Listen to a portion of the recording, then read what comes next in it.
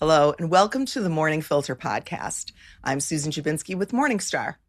Every Monday before market open, I sit down with Morningstar Chief U.S. Market Strategist Dave Sequeira to talk about what investors should have on their radars for the week, some new Morningstar research, and a few stock ideas. Well, good morning, Dave. Let's talk about the Iran war and the markets, starting with oil.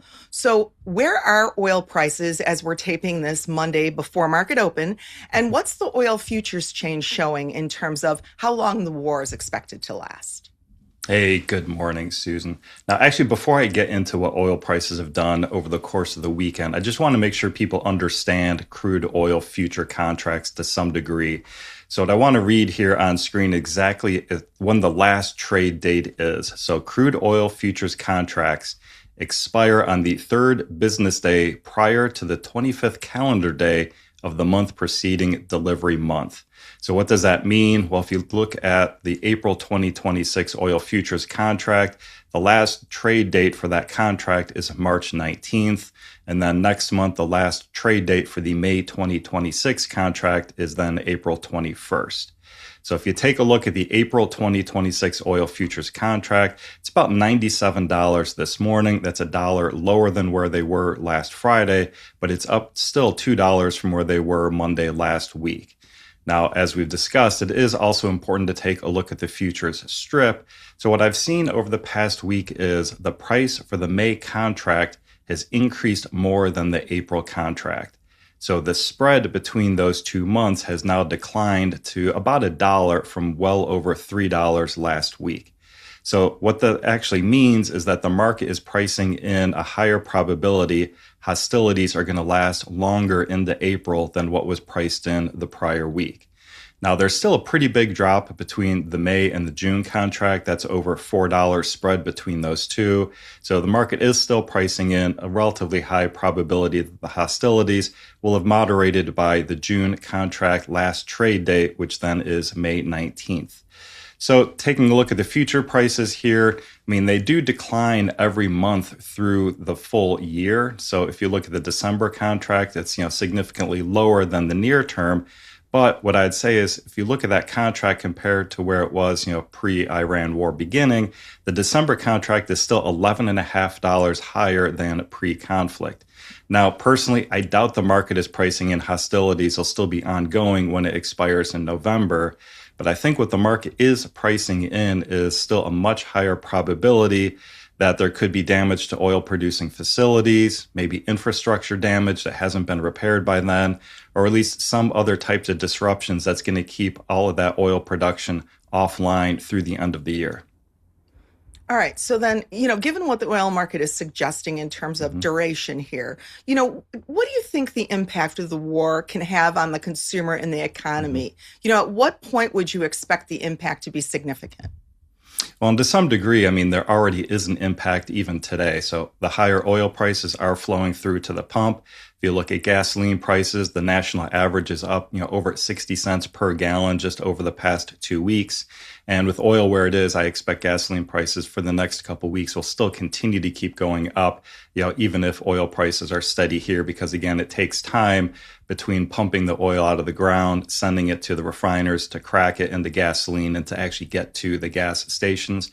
So I think that's going to boost headline inflation for at least the next couple of months. Now, as far as when that impact is going to really hit the consumer, I spoke with Erin Lash at the end of last week. Erin, of course, is our sector director for the equity research team for consumer. Now, her opinion is at this point, she just isn't that concerned just yet that higher prices are changing consumer habits. Now, of course, the caveat here is the concern really will start to be elevated if gas prices remain elevated after Memorial Day. Of course, that's when you have, driving season really starting to begin. And if gasoline prices are still elevated at that point in time, it will then flow into lower discretionary spending on activities such as like eating out or summer vacations. And that's when you'll see the main impact to the economy. All right. Now, I know there was some other news that came out last week that you think could cause some volatility Mhm. ahead. And that news was tariff related, right? Exactly. So if you remember back at the beginning of the year in our 2026 outlook, we noted a number of different key reasons why we thought 2026 would be much more volatile than what we saw in 2025. One of those key reasons would be the resumption of all the trade and tariff, negotiations. Now, last week, the administration did announce new investigations being initiated under Section 301 of the Trade Act. And investigations will then be used to kind of reinstate some of the tariffs to be able to replace those that were ruled against by the U.S. Supreme Court. Now, in my opinion, I think this news was overlooked by the market just because of all the headlines surrounding Iran. And I think as those investigations come to fruition later this year, we'll start to see that cause more market volatility, potentially as early as this summer, but more likely this fall. And now we also have the Fed meeting coming up this week. Now, of course, no one's expecting an interest rate cut at this week's meeting, but what's the market currently pricing in as far as rate cuts go for the rest of 2026, especially surrounding the uncertainty around the war now? Yeah, so right now the market's essentially pricing in a zero probability in either the March or the April meeting. We're looking at a 25% probability at the June meeting and a 33% probability at the July meeting. Now, as we've talked about before, I didn't expect that there would be any change until the new Fed chair took over. So in my mind, this really isn't any different than what we've already expected. To me, what's actually much more interesting is how the probability of no change at year end has actually changed over the past couple of weeks. So right now, there's almost a 40% probability of no Fed fund rate cut at the December 2026 meeting, whereas a month ago, that was only a 3% probability of a cut. So the market much more concerned that there may be no cuts to the Fed funds rate through the end of this year. All right. So what would you expect Fed Chair Powell to say during his commentary regarding what impact the war could have on Fed policy and interest rate decisions this year? Oh, personally, I think he's going to try and say as little as he can get away with during the press conference afterwards. Now, all kidding aside, I think he's going to be asked a lot of questions about the impact of oil on both the inflation and the economy. And like I said, I think he's going to try and get away saying as little as he can. So I think he's just going to fall back on kind of the standard template language that you'll often hear from him. A lot of phrases such as that they're monitoring the situation, they're watching long-term inflation expectations. They'll admit that if oil prices remain higher for longer, it could have a negative economic impact, but it's unclear exactly how much that will be at this point in time. Ultimately, it's all going to come down to that the Fed will state that they will act accordingly if needed to support their dual mandate. Of course, that dual mandate is to target inflation at 2% and be able to put together an economic environment that maximizes sustainable job employment. All right, well, we have earnings season winding down, but there is one company reporting this week that you're watching, and that's Micron Technology. So why is this one on your radar, Dave? Well, and interestingly, our equity analyst just increased his fair value last week to account for just the insatiable near-term demand that he's seeing for memory. But even after that fair value increase, that stock's still trading at a 50% premium to our fair value, puts that well into two-star territory. And really the increase in his fair value was that, we're now kind of lengthening out the demand cycle for memory. Specifically, we're looking for this, high demand cycle to last at least the next 2 years now during the AI build-out boom. I think the real question for investors will be, how long will this demand exceed supply, and how high are prices going to get before that new supply comes online? So we're forecasting demand and margins to peak now in 2028, but we are expecting that in 2027 and 2028, new capacity will come online. So in our model, we are forecasting a down cycle beginning in 2029. At the end of the day, memory in and of itself is just a commodity-oriented product. Yes, there is a shortage today. We're seeing customers paying whatever they have to pay just to be able to get that product. However, it will come to an end as that new supply comes online. And once the market gets that visibility as to when margins and prices will start to fall, I think that this stock will get hit especially hard. So I think this is one of those situations that, until that happens, I think we might be wrong for a while before we're right. All right. Well, let's pivot over to some new research from Morningstar. Now, Morningstar recently re-examined the economic moat ratings of about 130 companies that our analysts thought could be at risk of disruption from AI. So, Dave, what was the impact of this review and why did Morningstar do it now? Well, before we get into the impact, I just kind of want to remind people, what exactly is an economic moat rating? And in my mind, it's a very Warren Buffett, type of analysis. Does a company have long-term durable competitive advantages such that they will be able to generate excess returns on invested capital over the weighted average cost of capital? And if so, how long will they generate those excess returns before they get competed away? So if we rate a company with no economic moat, that means that even if they're generating excess returns today, we think those excess returns will get competed away pretty quickly, at least within the next 5 years. If we look at a company that has a rating of a narrow economic moat, that means we expect that they'll be able to generate those excess returns for 10 years before they get competed away. And a company with a wide economic moat, we expect to be able to generate those excess returns for at least the next 20 years, if not more. So then the question is, well, why is this that important? So I'd just say generally, the longer you expect a company to be able to generate those excess returns, the more that company is worth today, i.e. higher stock price. Or if those returns are getting, competed away, more quickly, then the company is probably going to be worth less today. Now, the economic moat analysis is just a continually reiterative process. And I'd just say that to some degree, it's just with the pace of change, especially because of AI increasing, it is getting increasingly harder to determine just how long some of these long-term durable competitive advantages will last before they get competed away. So we reviewed, the moat ratings of all of those companies that we thought could potentially be impacted by artificial intelligence, and specifically not only looking at their economic moats in general, but really specifically looking at the moat sources in particular. As a reminder, the 5 moat sources we look towards are cost advantages, efficient scale, intangible assets, network effect, and switching costs.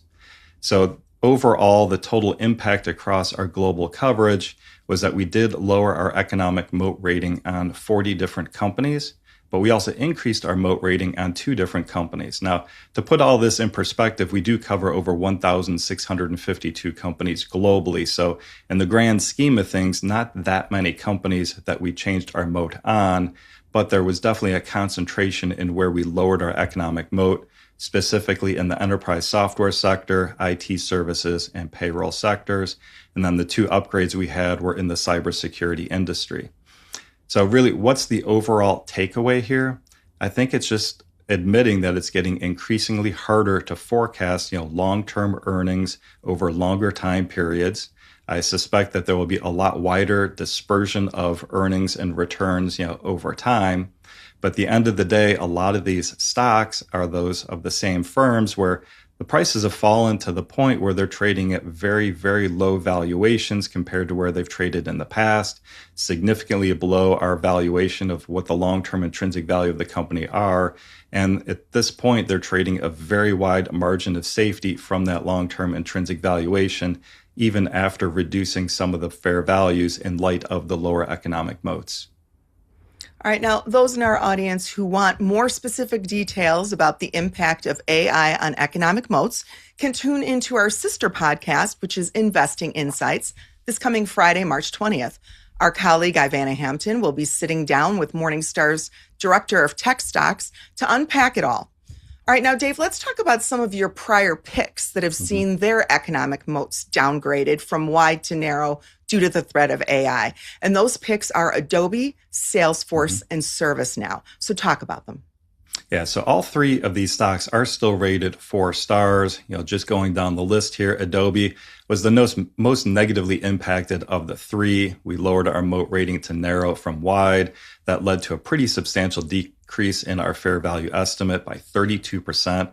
That fair value is now at $380 a share, but the stock is trading at a 28% discount to even that lowered fair value.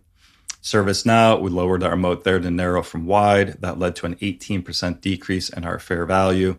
Our fair value estimate per share right now is $165. It's currently trading at a 30% discount to that fair value. And then of the three, Salesforce was the one that was least impacted, so lowered the moat there to narrow from wide, but we only decreased our fair value by 7% to $280 a share. That one's trading at a 31% discount. Of the three, I think this is the one that's probably most attractive in our mind. I think it's the one that Dan Romanoff, he's the equity analyst that covers these companies, still has the most confidence in over the long term. Generally, and I think we've spoken about this a couple times, the investment thesis on software overall is that they will evolve their business models over time. They will incorporate more AI usage, be able to provide more economic value to their clients, and will end up changing to more of a consumption-based model as opposed to a seat-based model. So over the next few years, we think the companies will end up adopting more agentic solutions within that third-party software, and companies and their clients aren't really going to try and vibe code, their own software system. So we still see a place for third-party software, over the long term, even in an environment of increasing artificial intelligence usage. Okay, now speaking of Dan Romanoff, he's Morningstar software analyst, and we're providing a link in the show notes to an article that Dan wrote talking a bit about these moat changes. Now, there is a recent software stock pick of yours whose moat didn't get downgraded, and that was Microsoft. So talk a little bit about why Microsoft's wide economic moat remains intact in the face of AI, and then tell us whether Microsoft remains a pick of yours today. Sure. So the wide economic moat on Microsoft is really based on 4 of the 5 economic moat sources. So we think their economic moat is bolstered by switching costs, network effects, cost advantages, and to some benefit or some degree as well, intangible assets. So, just a couple of quick examples here as far as like switching costs go. They have very deep product integration among their different clients and customers. They have a very broad portfolio. We think that overall that strengthens the amount of customer stickiness that they have over time, i.e. meaning that it's more expensive for companies to try and switch over to other different types of products, than their own, as opposed to just continuing to keep using Microsoft products. Looking at some of their individual products like Azure and Office, we think those ecosystems drive a very powerful network effect. The network effect meaning that the more people, that actually use a system, the more valuable it gets to all of the people using that product. And then to some degree, I think the wide moat and reiterating, that wide moat rating is also just a result of the very diversified product portfolio they have of different types of businesses. Yes, some of them may be negatively impacted over time from AI like Office products, but I think that would be more than offset by positive impacts to things like Azure and Copilot and some of their other AI businesses. Overall, the stock's trading at a 33% discount to fair value, puts it in 5-star territory, and overall, I think it's still Dan's top pick. All right. Now, you mentioned that 2 companies received economic moat upgrades during this reevaluation. Both were in cybersecurity, which is an industry you're bullish on, and the stocks are CrowdStrike and Cloudflare. So talk a bit about how AI may disrupt cybersecurity in a positive way. Well, AI overall, we think makes cybersecurity actually increasingly more important over time. And when we look at the amount of spending on cybersecurity that we're forecasting, we think that also increases over time, just based on more and more AI deployments out there. So again, the more AI deployments you have, the more AI agents that are out there, just increases the attack surface area that other people using cyber or using AI, can go after. So I think you just have increasingly more complex threats over time. And the network effect of these companies actually strengthens, the economic value, it strengthens, the economic moat of these companies. So for example, the cybersecurity companies can monitor these threats across all of their different clients, across all of their different customers. And when they see, some sort of threat, they can then, deploy those type of countermeasures, across all of their clients, all of their, customers, across all of their platforms, very quickly. And it's also an area too where we're seeing pricing models, already starting to switch to being more consumption based as opposed to being, per seat pricing. Now, I don't want to talk too much about cybersecurity right now. We are going to be conducting a bonus episode of the Morning Filter this week in which I'll be interviewing Ahmed Khan. He's our senior equity analyst on the technology team that covers the cybersecurity industry. And we'll spend a lot more time getting into a lot more depth about the economic moats, as well as what we see going on in the industry overall, and even highlight, a couple of his favorite or his, top stock picks today. Keep an eye out for that episode. We're hoping to drop it by the end of this week. Anyway, on to some other new research from Morningstar. We saw Oracle's stock rally after earnings last week, and Morningstar raised its fair value on the stock by $5 to $220. So, Dave, any thoughts on the earnings report, the company, or the stock? When I think with Oracle, you just have to remember, at least, in my opinion, I think this is a pretty speculative situation. And when I think about the value of this company, it's not so much necessarily in its current business line and what it's doing today, as much as it's in its early stages of trying to really reshape its business, overall. They want to become a hyperscale cloud infrastructure provider for artificial intelligence. And that's why we have a very high uncertainty rating, on this stock. And it's also why I think you're going to see, and we've already seen, very large swings in where that stock trades, as well as the actual valuation of that stock, because, small changes in whatever your long-term assumed growth rates and margins will have outsized impacts on valuations in this situation. So currently, our base case assumes AI infrastructure will continue to grow, looking for very high demand there. Our base case, assumes that the company is able to reach its $225 billion revenue target by fiscal 2030. But to put that in perspective, Oracle did $17 billion of revenue this past quarter. So if you look at it as a last quarter annualized kind of run rate, that's $68 billion as opposed to that 225. So again, really have to expect some huge growth rates over the next couple of years as this company transforms itself to be able to hit their revenue target. Now, earnings season is, of course, winding down at last. So, Dave, do you have any key takeaways from this season in particular? Oh, earnings season feels like so long ago at this point, Susan. In fact, looking at the calendar here, we're only 1 month away from first quarter earnings season, to starting with the big banks in the middle of next month. I mean, the takeaways, I don't think there's anything, too surprising here from kind of that consolidated market level, revenue and earnings, relatively strong growth, guidance generally positive. I'd say a lot more people talking about heightened uncertainty surrounding the impact of, tariffs and slowing, economic data. But really at the end of the day, and we've talked about this a couple times, it's still all about the AI build out boom, the hyperscalers, CapEx spending plans. When you look at the big five there, Meta, Alphabet, Amazon, Microsoft, Oracle, if you take their CapEx spending plans, I think it's over $700 billion that they're looking to spend this year. That's an increase of $290 billion over what they spent, last year. So anything that's even tangentially related to the AI build-out boom, still giving, extremely strong guidance, for the year. I think it's most interesting, though, is to look at how stocks in general, as well as stocks in certain industries, have performed since then. So if you look at like the AI leaders, a lot of those stocks just look to me like they've run out of steam, they've run out of momentum.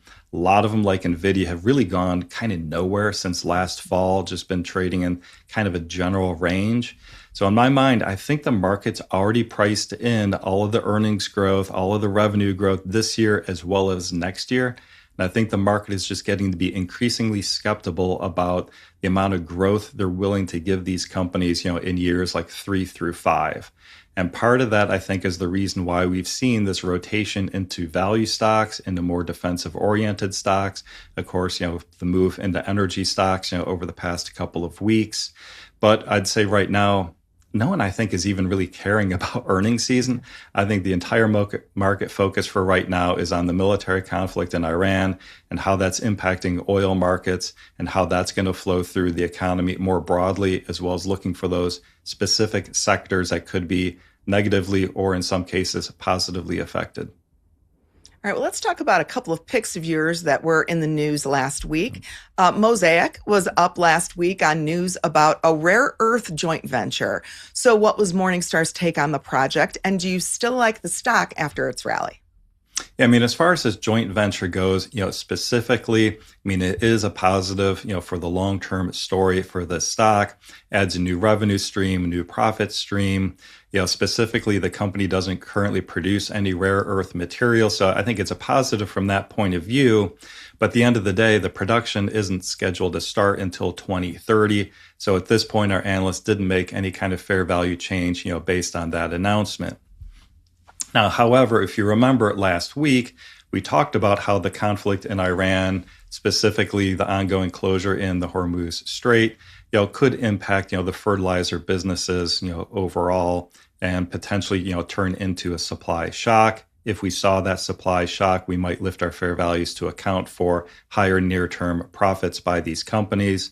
The reason being, of course, the Middle East accounts for 40% of global nitrogen exports, 20% of phosphate exports, and over 10% of potash exports. So we did increase our fair values. We are seeing the higher pricing. We do think this will last long enough that it impacts our intrinsic valuations. So specifically to Mosaic, we boosted our fair value there to $40 a share from $35. We raised CF Industries to $135 from $115, and we raised Nutrien to $80 from $75. At this point, I still think Mosaic looks pretty attractive, traded a 22% discount to that increased fair value. So that's enough to put it in 4-star territory. All right. We had another former pick of yours, and that's Campbell's report disappointing earnings last week, and the stock pulled back. So what did Morningstar think of Campbell's report? Any change to the fair value estimate? And do you still like the stock? Yeah, there's really nothing you can say here other than it is just, continually disappointing results. Their top line declined by 3%. You had negative fixed cost leverage. So the operating margin contracted 290 basis points to 11%. Overall, the company did reduce their full year revenue guidance. They cut it to a 1% to 2% decline. The prior guidance was, flat to only a 1% decline. And they lowered their EPS estimates for the full year to $2.15 to $2.25 a share. That's down from $2.40 to $2.55. And I think for now, share repurchases and dividend increases are also going to be on hold really until things can bottom out and start swinging, back up again. Erin, she's the equity analyst that covers the stock. She wrote that she plans to lower her $60 fair value somewhere in that mid to high single digit percentage. But even after that cut, it's still a 5-star rated stock. Now, in this case, I would say a cheap stock can always get cheaper. But if you look at the valuation here, they're trading at just under 10 times the midpoint of the updated guidance, a dividend yield of 6.8%. So again, I think it's one of these ones where very, very undervalued, and it will probably stay undervalued until you start seeing this company turn around. I think the market's going to look for that top line, to start at least being steady, if not start moving up. That should give them some fixed cost leverage back to the upside where you'd start seeing the operating margin improve. But I think that's what you're going to need to see before the stock really starts to perform to the upside. All right. Well, let's talk briefly about Caesars Entertainment. Caesars hasn't been a pick of yours, Yeah. but, we are seeing some takeout interest in Caesars. So what's Morningstar's take on it? Yeah, I don't think we're calling for it, but at the same point in time, talking to our equity analyst, certainly not surprised. His view is he thinks the company has a portfolio of just very high quality gaming assets overall. In fact, he thinks that if the company sells itself, they should get at least a 10% premium to his $35, fair value estimate. Based on where the stock is today, it's a 3-star rated stock. But right now, it's also not trading on fundamentals. At this point, now with that news out there, I'd say this is going to be a risk arbitrage play by the hedge funds. So they're looking at this one not necessarily on what they think the long-term fundamentals are, but really much more of a probability-based outcome as far as what happens here. So taking a look at the chart, looks like to the downside, if a deal doesn't happen, you probably have a base somewhere in like that $18 to $20 per share to the downside. I think the reported offers were at like $33 and $34 a share. So that's probably the base case as far as what people think the company will end up going for. We think 38.5 per share is the right price. Stock's at about 28. So if you kind of put those together and do some probability weighted estimates. I think it looks like the market right now is estimating the probability of a deal happening kind of in that 50 to 60% range. So a little more likely than not that they end up getting bought out. All right. Well, it's time for our question of the week. As a reminder, if you have a question for Dave, you can email it to us at themorningfilter@morningstar.com. All right. This week's question comes to us from Isaac, and Isaac asks, when Morningstar completes its stock valuations, is it taking into account the potential for an overall market downturn?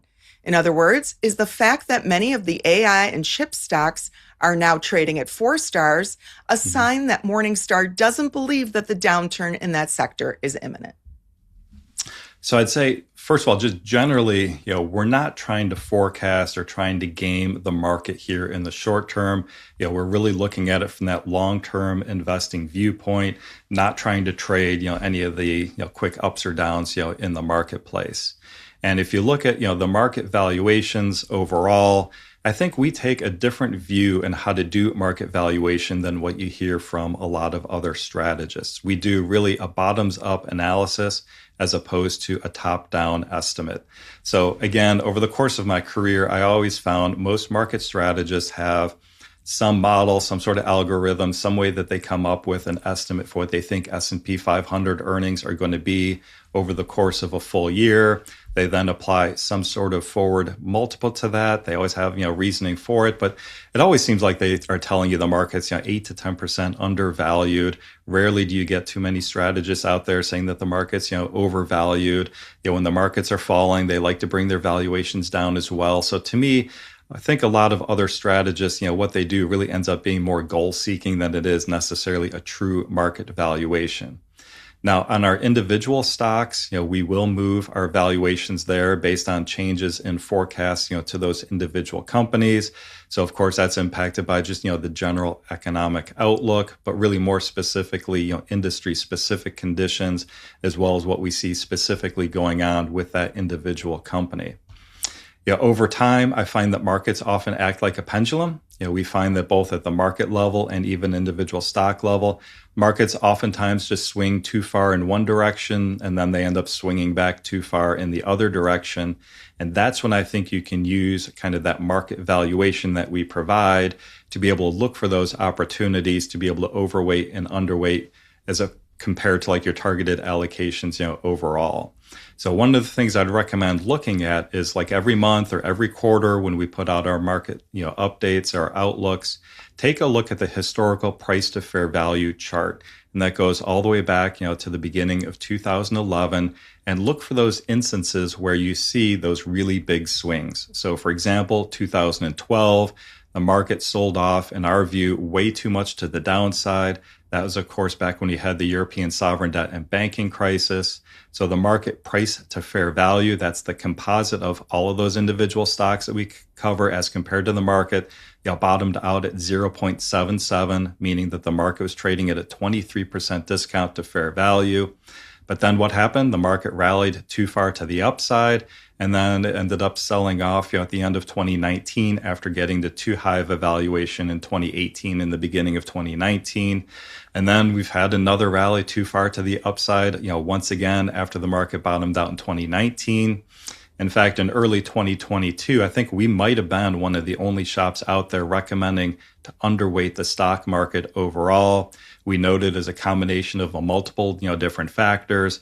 The most important was that the market was just too overvalued at that point in time. We were expecting inflation to increase. We were looking for the Fed to tighten monetary policy. We were looking for interest rates to go up. And then the market sold off. By mid-2022, we changed our recommendation to market weight.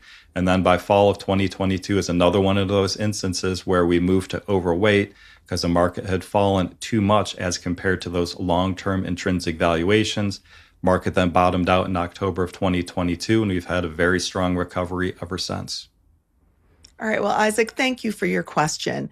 It's time to move on to this week's stock picks. Now, this week, Dave's focusing on 5 stocks where Morningstar recently confirmed its wide moat ratings, noting that these companies are not likely to be significantly disrupted by AI, and of course, they all look undervalued today. So your first pick is a reiteration of a recent pick, which is Palo Alto Networks. Give us the headline here. In fact, people that have been listening to the show for a while probably are tired of hearing me, talk about this one, but I do think this one is very attractive. It's a 27% discount, 4-star rated stock. Granted, they don't pay a dividend, but that's because they're using that free cash flow to reinvest, back into what we consider to be a high growth business.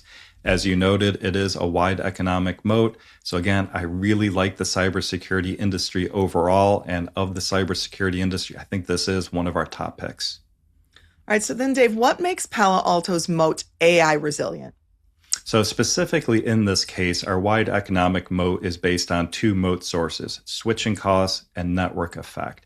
And in today's day and age, we just think cybersecurity is becoming ever more important in a world of artificial intelligence. More and more threats out there that have to be protected against, and you're just not going to be able to do that in-house vibe coding using artificial intelligence. So this week I am conducting a bonus episode of The Morning Filter. I'm going to have a deep dive interviewing Ahmed Khan. He's a sector equity analyst on our team for technology, covering cybersecurity specifically. And we're going to go pretty deep into those moat sources, but also highlight, our outlook for the industry overall. And in addition to Palo Alto, given a couple of other stock picks that I think investors will be interested in hearing about. All right, so tune in. Now, you're also reiterating your recent buy on S&P Global. So give us the rundown on that company's key metrics. 5-star rated stock, currently trading at a 25% discount. Dividend yield just under 1%. I think it's about 0.9%, but the company does do pretty large share buybacks, which in this case, at that much of a discount, should end up adding economic value to shareholders over time. We rate it with a wide economic moat, mostly based on network effects and intangible assets. So why is S&P Global's economic moat unlikely to be eroded by AI? So first of all, just thinking about the network effect, essentially that just means that, the more something is used, the more accepted it becomes, and actually the more valuable it ends up being on an economic value basis to those customers and clients that use that product. So in this case, if you think about the ratings portion of their business, fixed income investors are looking for a way to be able to measure credit risk across bonds, across industries, across sectors, across different types of fixed income assets, whether you're looking at an asset-backed security, corporate security, mortgage-backed security.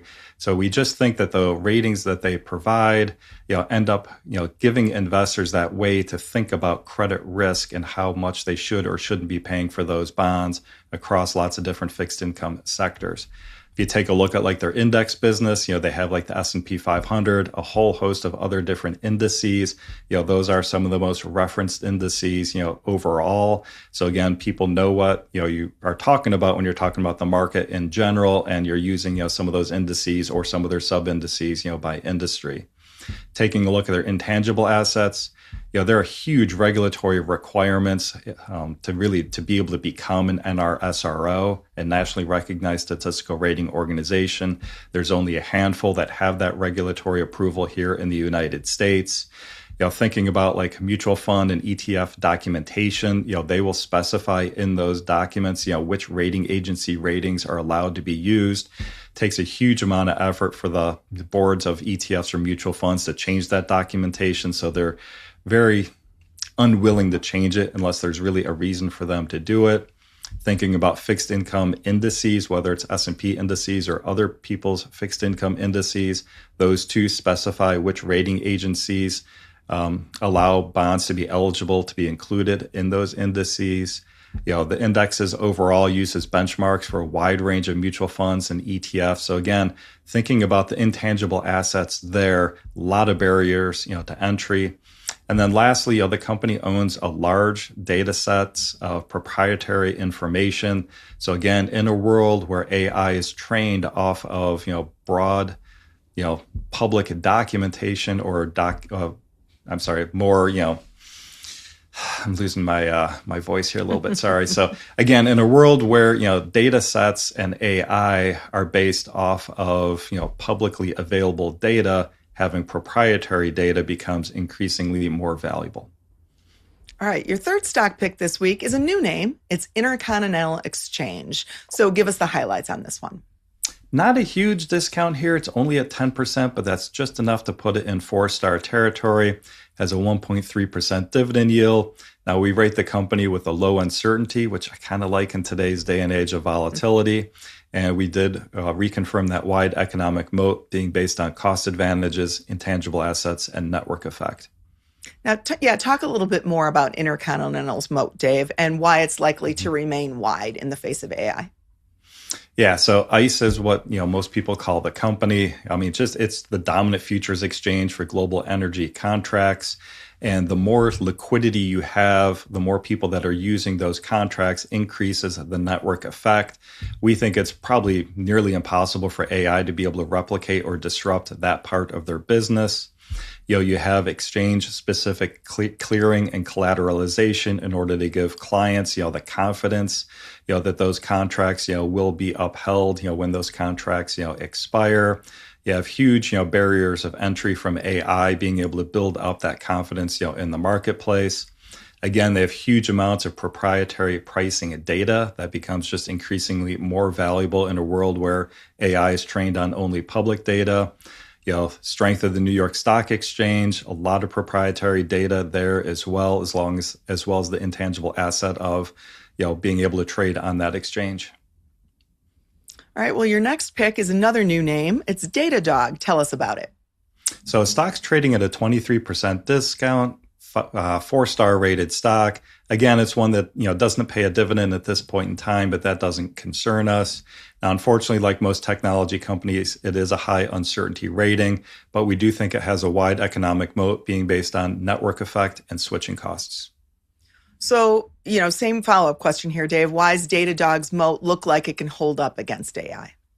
Yeah, I just kind of want to run through a list here that I pulled out from our analyst, write-up. So first, just very high switching costs. I mean, the information and the product that they have are very much tied to what's considered mission-critical workflows. They have customization and business-specific telemetry that makes it impossible or at least impractical to do what they call the AI-driven replace model. Very strong network effect driven by usage expansion, data scale, and product-led growth. We consider them to having what we believe is like a neutral cloud agnostic position as a competitive shield against hyperscaler AI platforms. And we think that, for example, they have, early adoption by a lot of AI native, leaders that reinforces, the entrenchment that they have with their products. So, for example, 14 of the 20 largest AI native companies use Datadog today. All right, your final pick this week is a name that we haven't talked about in quite a while, and it's Tyler Technology. So run through the numbers on it. Yeah, this one goes way back. Yeah. I think this was actually one of our very first picks when we started the Morning Filter podcast, back at the beginning of 2023. Back then it was a 5-star rated stock, but over time it rose all the way up into 3-star territory, hitting fair value. And to be honest, it kind of fell off my radar, but what we've seen over the past year is that it's gotten pulled down with all the other software companies and kind of that general software sell-off. And I think investors are now getting a second bite at the apple here.